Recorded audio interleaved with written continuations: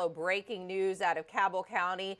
A tractor trailer crashed on the interstate, closing all the lanes early this morning. The westbound lanes continue to be closed at this time. We are going to bring in Alex Jackson, our reporter. He is live in Cabell County.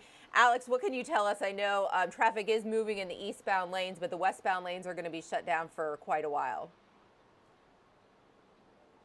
Yeah, and actually just not too long ago, I got off the phone with Cabell County dispatchers to try and learn more about what's happening, and we can tell you the westbound lanes still are closed. We are told the truck that did crash and catch on fire is still in the road there, and it's going to take them quite some time to get it out because dispatchers tell me it's pretty mangled. And if you can take a look at some of the video we have for you, you can see why, because this fire was absolutely massive. This was sent from a viewer who lives nearby.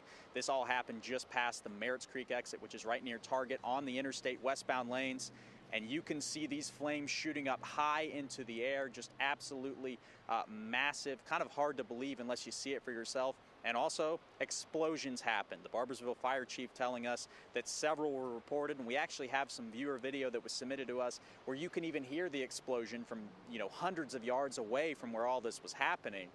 And we are told there was no chemical danger presented by the fire or the explosions. Don't know what caused the explosions, but we do know that the fire started after the truck driver crashed into the median, kind of a split median there on the westbound lanes of I-64 heading towards 29th Street exit. If you've driven there, you know that it kind of comes to a fork where you have the left lane and the right lane, and there's a barrier right in the middle.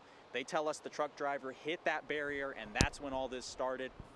There was never an evacuation order issued for this a fire that started, even with the explosions and everything, and we are told that the truck driver suffered only minor injuries as a result of this. But again, it has caused an absolute traffic nightmare throughout the morning. This happened around 4 o'clock, and both directions were closed.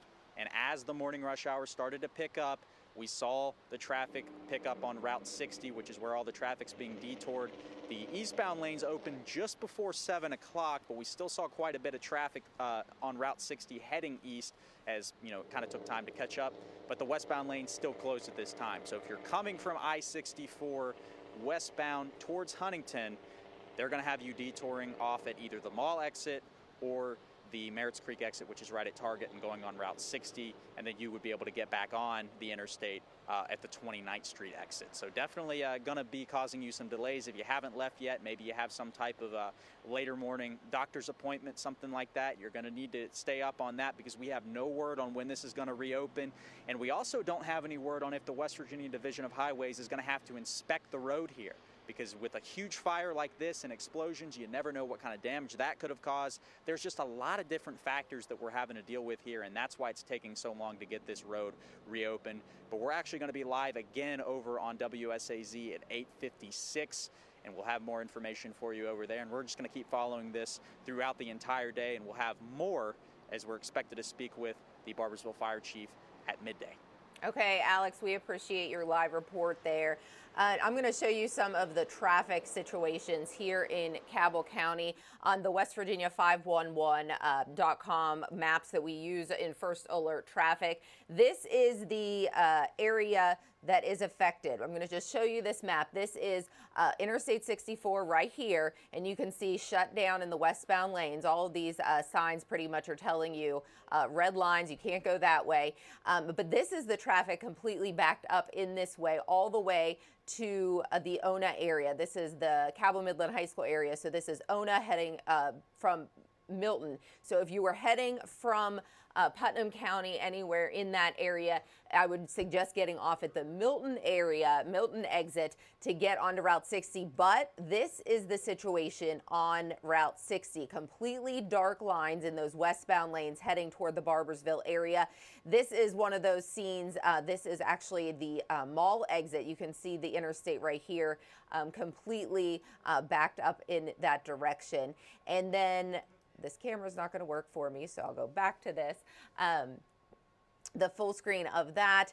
And then the mall exit area, this is Interstate 64 in that area. And those cameras are not going to let me take it full on here. So I'll just show you it this way. This is the westbound lanes right coming into the Barboursville area, heading down from, say, Milton toward the Target exit where this crash actually took place.